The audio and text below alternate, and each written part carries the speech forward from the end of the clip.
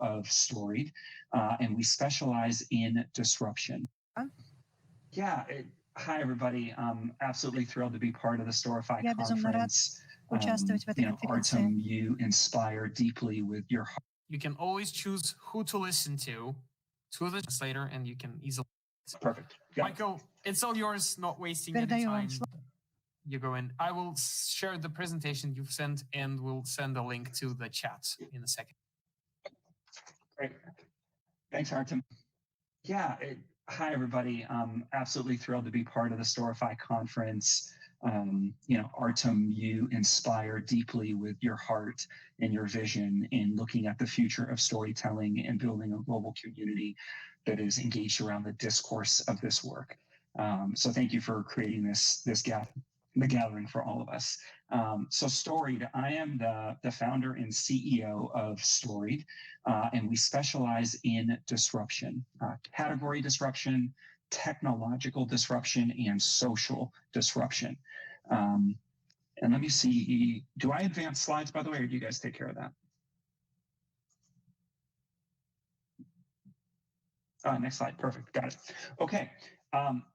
So I come to story and narrative through the following lens, very much focused, as Artem mentioned, around disruption, innovation, transformation, which is by definition often the hardest story to tell, right? When you're doing disruption, by definition, you're overstepping. You're doing something you're not supposed to be doing by somebody else's standard. And I'm fascinated with that process and how to put the story of the new forward without putting people on the defensive. And I'm deeply inspired by Ben Horowitz, who's one of the philosopher kings in the world of venture capital, who says, the story is the strategy, right? A company without a story is usually a company without a strategy. And so we end up spending a lot of time with companies that are bending the curve, they're disrupting their categories, doing things that have never been done before, and they're struggling with how to communicate about that. So Storied is the first and only strategic messaging firm that works with Silicon Valley and Fortune 500s that are trying to be like Silicon Valley on the internal story for hypergrowth and transformation. I know that's a mouthful, but we find we have to explain with that level of specificity. This is one of the challenges for all of us who are doing story work, the need to pick a niche, to really find a really unique place where you're putting your expertise and passion to work. And so this has been it for us. When we build a strategic narrative, we're doing it inside out, where we're helping our clients and organizations to communicate their vision and strategy and create alignment, all of those types of things. So these are the kinds of organizations that we work with. They tend to be in the functions of product management, design, and marketing. These are the functions that increasingly are building and inventing the future. Again, in Silicon Valley and Fortune 500s trying to be like Silicon Valley. And if you guys want to go deeper into some of the things that I shared today, I want to encourage you to check out my latest book. You'll all get a link at the end for a free digital copy to it. The book is called Story 10X, Turn the Impossible into the Inevitable. And it is all about building narratives for disruption. And as I mentioned, I'm fascinated with this specific piece of the puzzle. And to put a little context to myself, so when I was 9 years old, my family moved to a foreign land.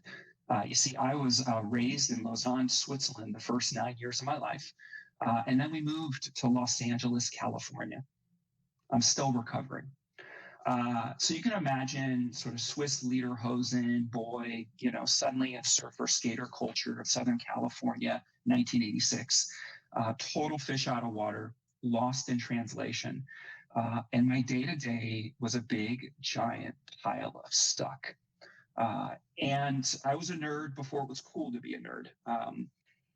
And my day-to-day at school was very painful, but then I would go home, and at home, this was my home. This was literally the motto on the wall that my mother, Leslie, wrote. Our home is an exploratorium. There are no rules on what or how to create. There's no one saying you can't do that. It's too crazy, or we already tried that before. There's only imagination, the everyday materials of life, and our willingness to explore them. Can you imagine growing up in a household like this? Right? My dad is a mad scientist. He's a chemical engineer and inventor in the food technology business. My mother is a teacher, artist, and toy designer.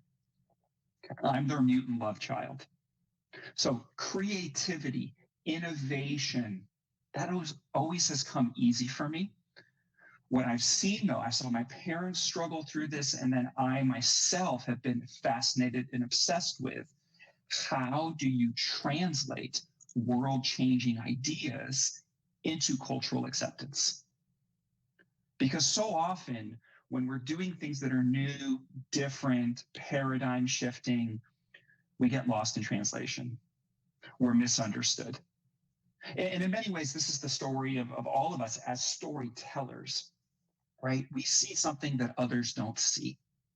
So how do we help people to see the thing that they might not see, especially if we're trying to sell the future, if we're trying to lead innovation and change?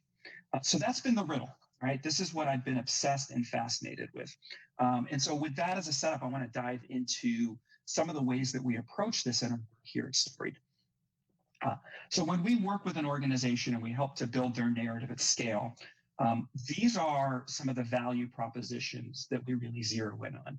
We're helping our clients sell their vision.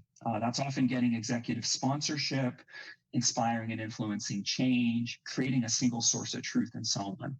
We're also addressing the need to create alignment, shared understanding. I'll put it another way. Inside the companies we work with, things are moving so fast, people don't know what story they're in anymore. Right? So of course the story's getting lost in translation. Of course there's thrash and friction that's getting in the way of their ability to execute. So it's helping them to develop message discipline and neutralize the competing storylines of the different ways that people can talk about the future and why it matters. And then lastly, what we're doing is we're increasing velocity, right? So when companies are in the midst of hyper growth, what they care most about is how fast can we go? Can we go faster? How do we bring people along? So how do you accelerate speed to outcomes? How do you increase recruiting velocity? We're working with one company right now. They're going from 100 employees to 400 employees in 1 year. Another organization we worked with grew from 300 employees to 2,400 employees in 3 years, right? How do you keep people in the same overarching story and connected to that shared future when you're moving that fast? All right, so here's some of the observations and lessons that I want to share with all of you.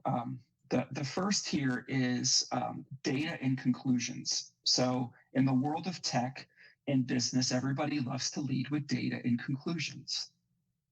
Well, when you start with data and conclusions, the story is often dead on arrival. Think about that for a moment. Why?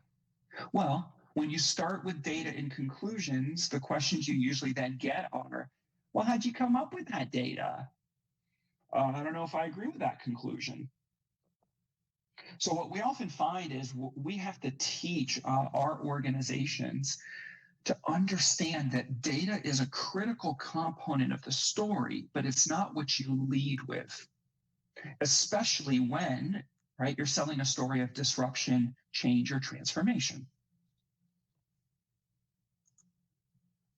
I love this quote from Jeff Bezos, who reminds us, when the anecdotes and the data disagree, the anecdotes are usually right. Right? The importance and power of the story. But here's the kicker. Data is a story of the past, whereas disruption is a story about the future. This is why we can't lead with data right? Because people do not have context for the bigger picture. They don't have an emotional self-identification, right? They're not connected to what you're talking about yet, right? So people have to see it and they have to feel it in order to believe it. And this is what one of our formulas that we'll get into in a moment. But this is something I came across in doing our work through the years that had a really big influence on me and our work around the science of story. And if you want to go deeper into this, look up Paul Zak. He's the father of neuroeconomics. And he did a lot of brain fMRI studies around cortisol and oxytocin, specifically looking at when people are making an economic buying decision, what parts of the brain light up, get activated. And what he found was these were the two, parts of the brain and actually the neurochemicals released in the body producing cortisol and oxytocin. Cortisol is fight, flight, or freeze, stress hormone. Oxytocin is the belonging molecule. So I was fascinated with this. I'm a cultural anthropologist by training, and historically, we have told stories that have been cautionary tales, right? We sit around the fire, and our elders, the shaman, the priest would tell us stories. These are the rules of the game. This is how life works. Don't eat the purple berries. This is how we hunt the buffalo, right? These rules were meant to keep us safe in an inhospitable world, right? Cortisol, pay attention because your life depends on it. And then oxytocin, and then we lived happily ever after. But you see, we're in a different time and age right now. We don't have trusted authority figures like we used to. And we're all in a perpetual state of cortisol, fight, flight, or freeze. Our email inbox, cortisol, fight, flight, or freeze. Our social media feeds, cortisol, fight, flight, or freeze, right? We're overwhelmed, right? Information overload and attention deficit, cortisol, cortisol, cortisol. And what I find again and again is when we build narratives, most of the time, everybody starts with what's wrong, with what's broken, with what needs to be fixed, what the problem is. Cortisol, cortisol, cortisol, instead of oxytocin. Oxytocin, right, is what binds us together. So this is a really important frame to keep in mind as you're building a narrative around disruption, change, or transformation, right? The moment you present a new story, anybody that lives in the old story is likely to feel wrong, bad, judged, stupid, or defensive. I know that you've experienced this yourself, right? You have truth on your side, but for some reason, people just don't see what you see. They don't feel what you feel. They don't believe what you believe. And instead, they're offended. They're threatened. They're cynical. They're skeptical. They're pushing back against whatever vision, strategy, or dream that you're trying to put forward. So these are really important dials. How can we reduce cortisol and how can we increase oxytocin with the way in which we build and structure a narrative?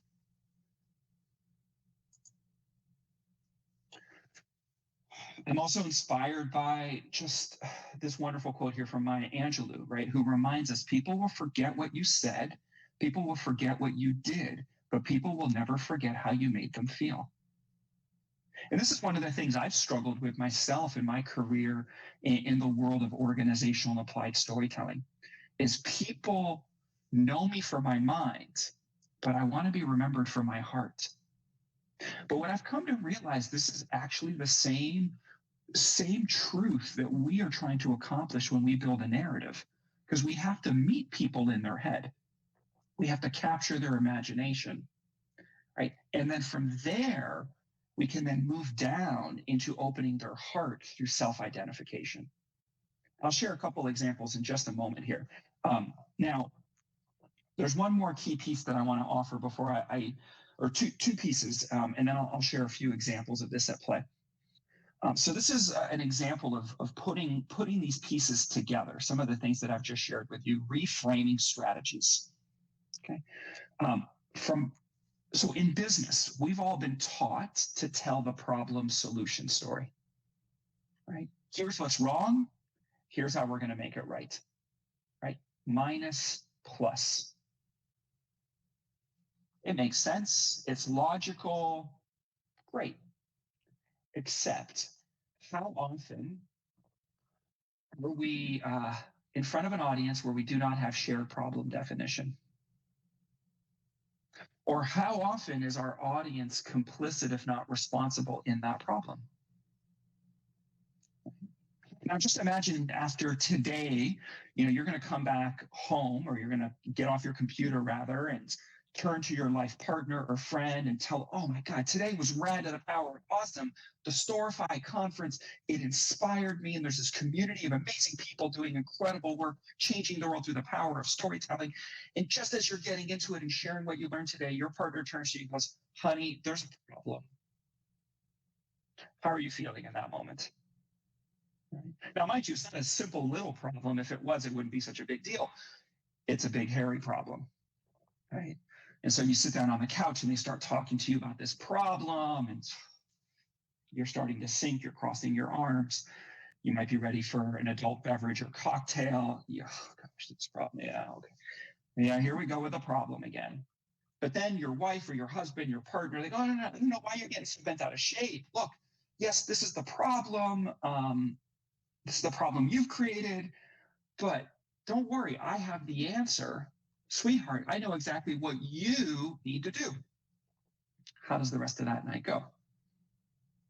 Well, so we get this problem solution minus plus is kind of a disaster if you're trying to influence and inspire people around something that might be a little contentious. We know this at home with our loved ones and personal relationships. And yet day in and day out in business, we're all following the rhetorical structure of problem solution. It's crazy making, if you ask me. So what we've experienced is by simply reversing the polarity, right? By going instead of minus plus to plus minus, by telling the possibility obstacle story, it unlocks everything. Right. An example, years ago, we worked with Bloomberg, the big financial services, financial information tech company. And Bloomberg has these terminals that's basically a computer that gives you all the information about financial markets. And these are expensive. They cost $20,000, $30,000 US dollars a year license. And they were struggling with their sales in North America and Europe were flat or declining. So the growth for them as a company was emerging economies, emerging markets around the world, EMEA and Africa and so on, and Asia as well. So originally the problem solution was, look, the problem is our sales are declining in North America and Europe. The solution, let's get a sales force in these emerging markets.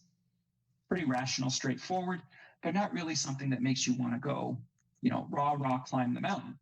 So instead, when they applied this framework, what they realized, the possibility story is that when a Bloomberg terminal is introduced into an emerging market, if they can get to enough critical mass of these Bloomberg terminals, they actually increase that country's GDP within 3 years. Why is that? Because a Bloomberg terminal creates financial transparency in the economic markets.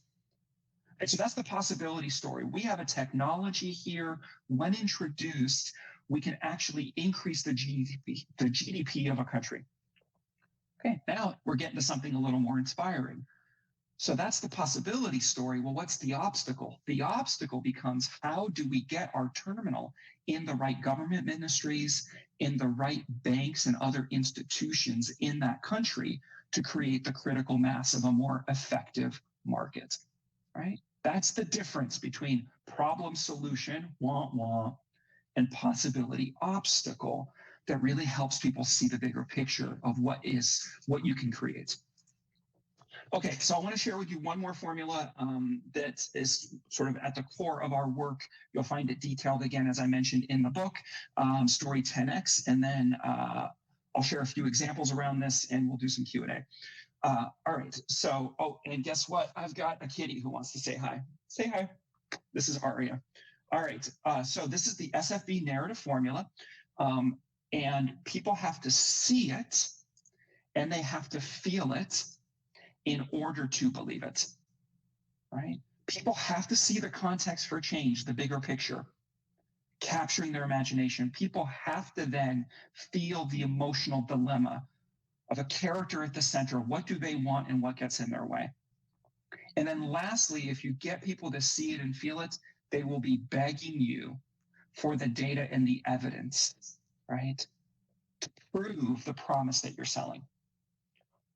So part of what we're teaching, as Artem mentioned, is the power of narrative thinking, that there are ways that you can structure and organize a narrative, which is different than stories, right? And I'll get to that in a moment. But a narrative is the overarching conceptual frame for how you talk about who you are and what you're doing and the impact you're having in the world. And I'm inspired by this quote by Elon Musk, right, who says the first step is to establish that something is possible, then probability will occur. We don't spend enough time looking at possibility, naming the possibilities and the opportunities, helping people anchor to that, because that is what marshals the human spirit to create that which has not been created before, right? This is why the subtitle of my book is From the Impossible to the Inevitable.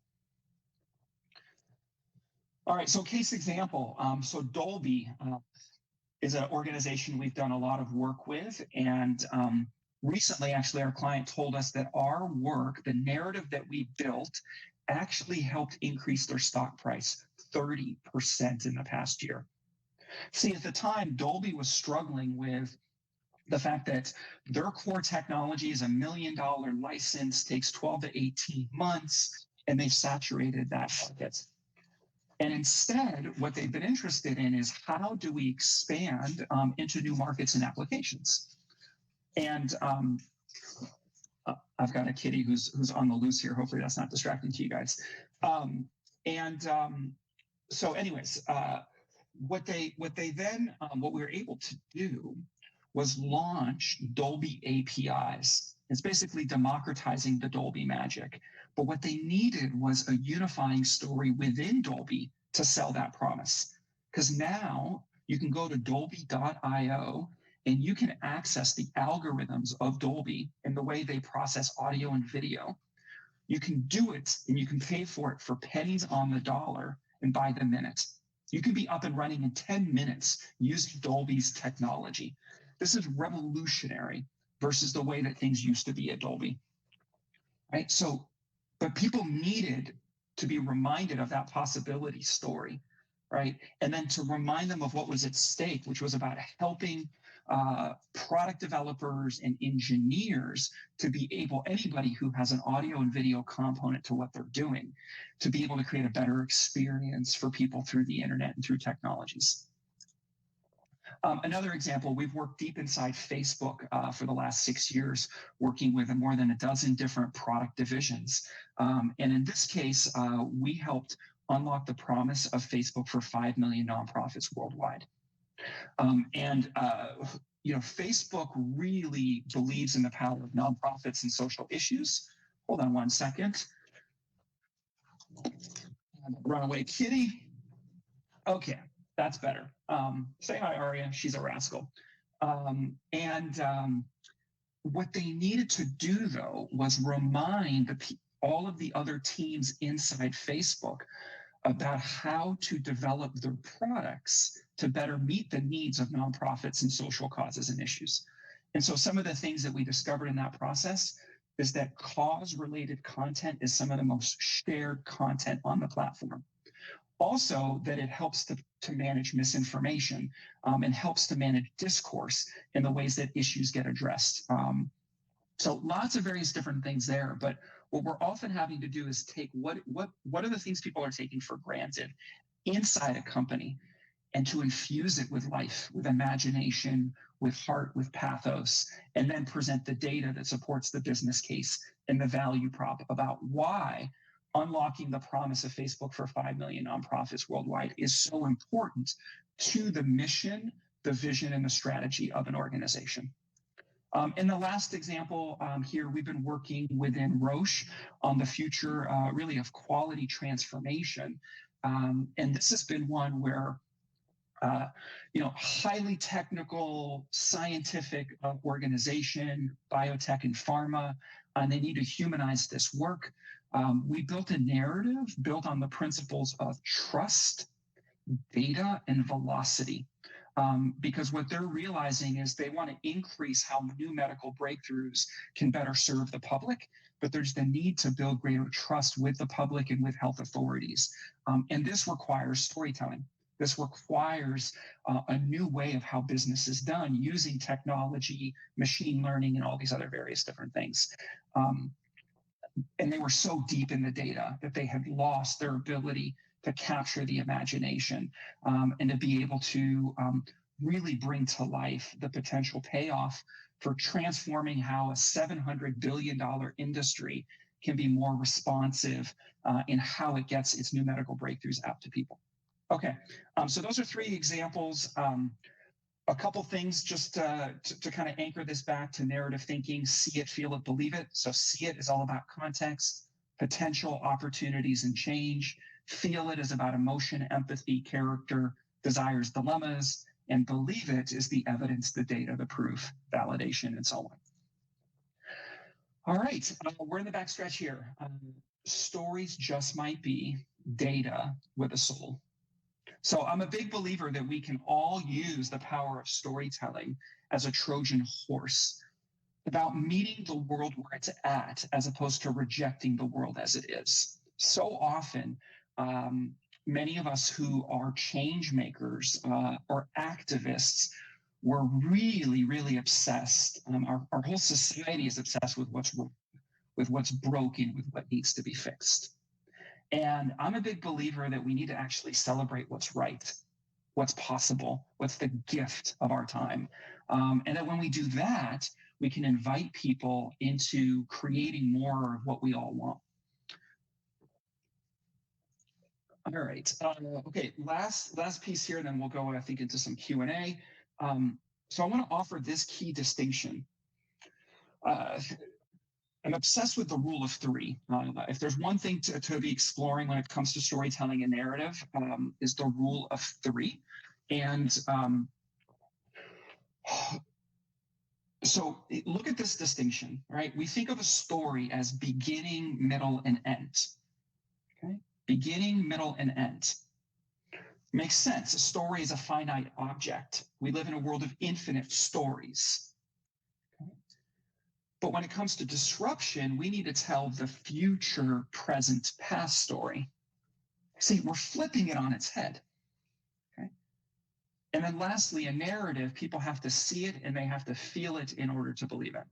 So it's a little bit of a Zen koan, but a really important distinction. Most of us, we tell stories focused in a linear fashion of beginning, middle, and end, and we end up becoming trapped within the very thing we're trying to change or transform.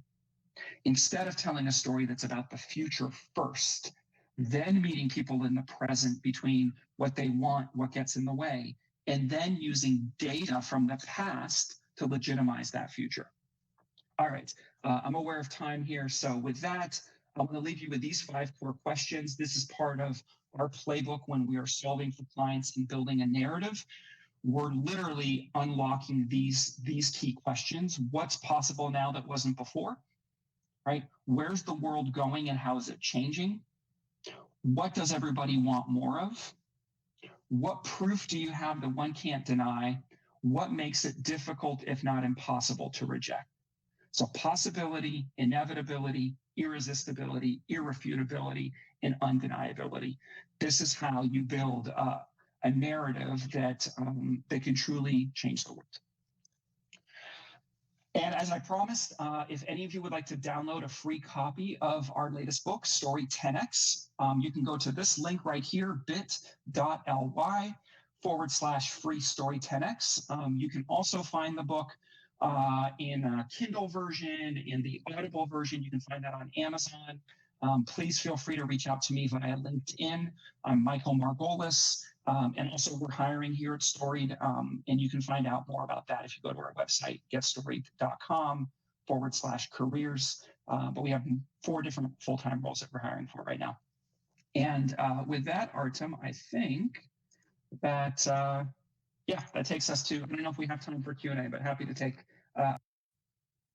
Yes, we do have the time. And Michael, thank you so much. I've read the book it's been a year since I've read it, but you're giving me new insights every time I hear you speak. So thank you so much for sharing. You bet, Artem. I had this great question from Joanna in the question box. So how do I show, for example, to the CFO, Chief Financial Officer, that leading with data does not work?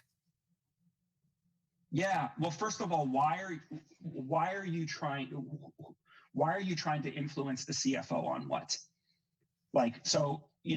There's this thing where what I often have to counsel people on is are you picking the right battle? It's one thing if you are going to the CFO because you're trying to get executive sponsorship on a really big initiative. We do this all the time. We helped another client get a $2 billion investment on the future in the next generation of their corporate campus. In that case, they're in front of the CFO. But the message to the CFO is not why data doesn't matter. The message to the CFO is, here's how we can unlock value for the business of what matters to the business. Here's how it matters to our customers. And here's the data that supports it. Right. So we just have to, you got to put things in the proper frame. I have no need or desire to go convince some CFO that data doesn't matter. Of course, data matters. It's just how you're setting up the story. But on that note, for your CFO, this would be the book, Narrative in Numbers. It's by a Columbia Business School professor who basically presents how company valuations are inordinately influenced by the narrative that is told about the numbers, as opposed to just the numbers themselves. So that's a really good book for really finance-driven folks. Awesome. I've just dialed it in the chat, and Joanna said, thank you for replying. I had this question come up in the chat boxes during the talk. You're talking a lot about how to use stories to disrupt the change. I heard some examples from your book from disruptions like Mac or iPhone, etc.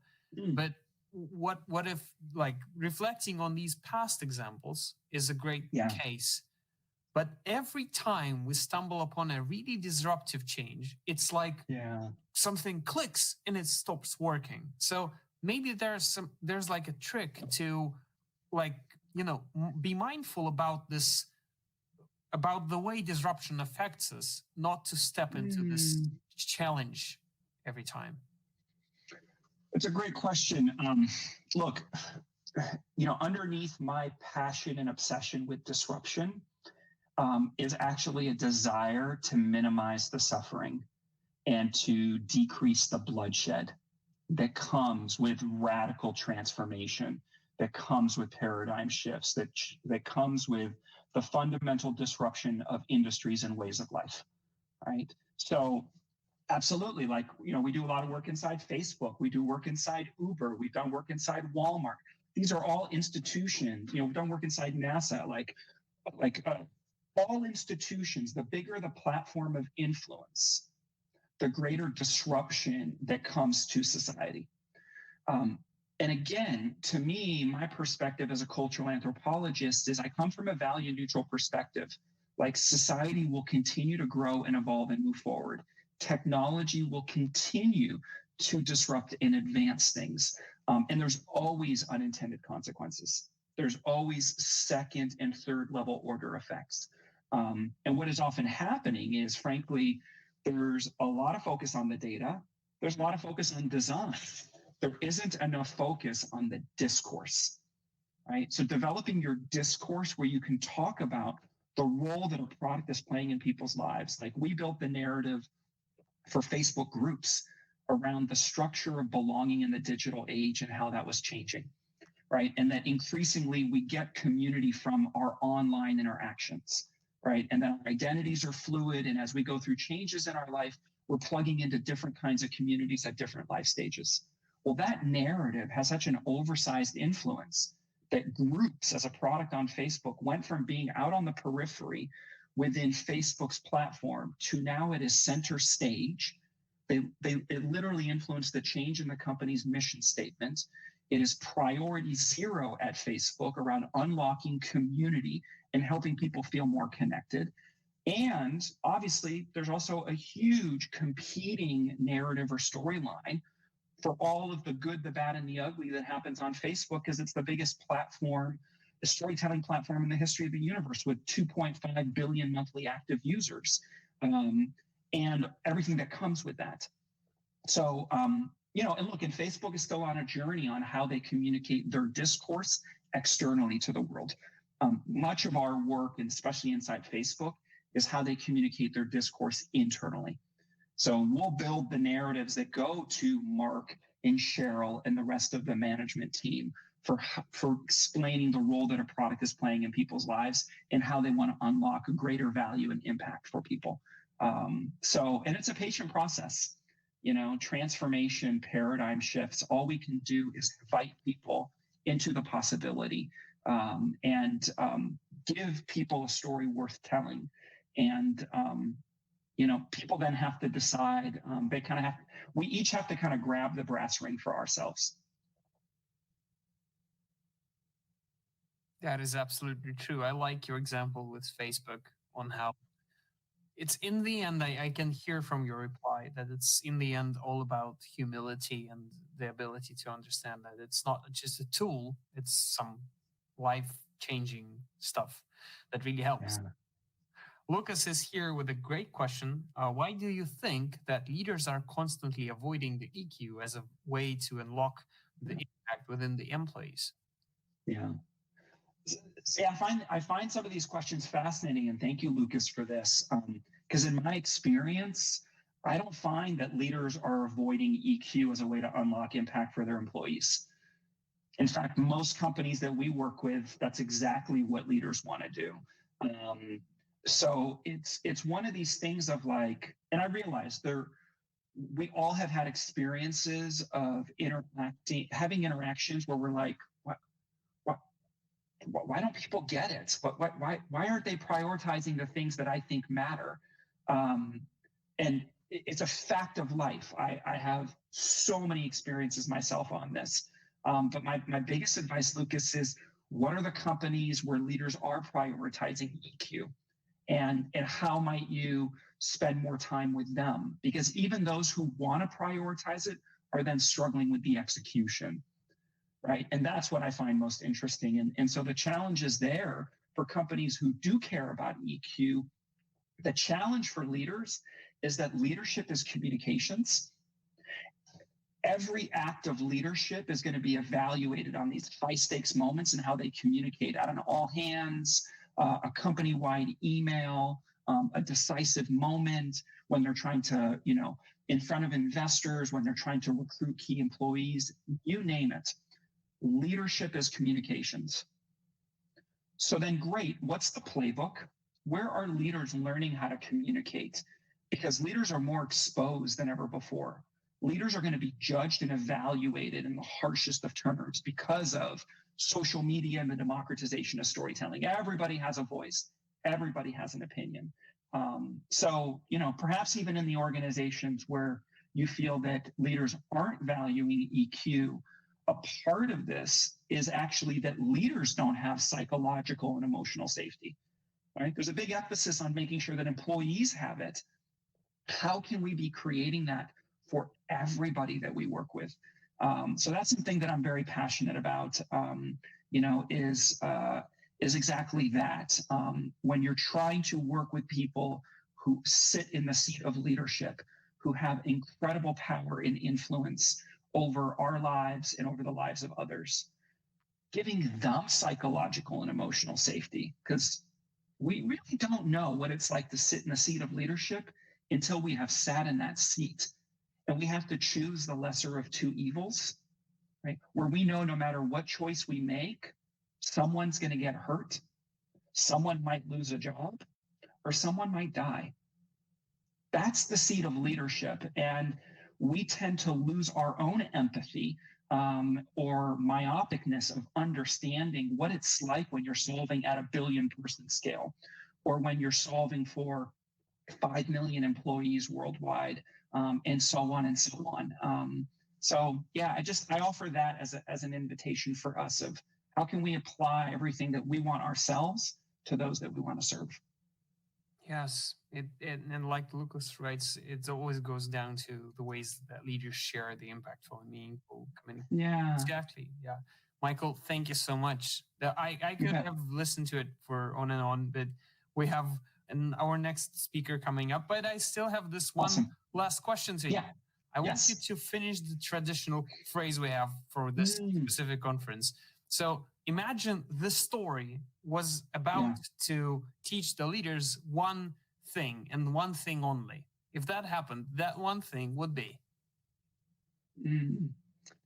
that words create worlds, and the best story is always a love story. Oh, lovely. Thank you so much. Guys, let's wash Michael with our gratitude and the fires flaming in the corner. Thank you so much. It was wonderful, Michael. Thank you so much. Artem. Thanks for having me.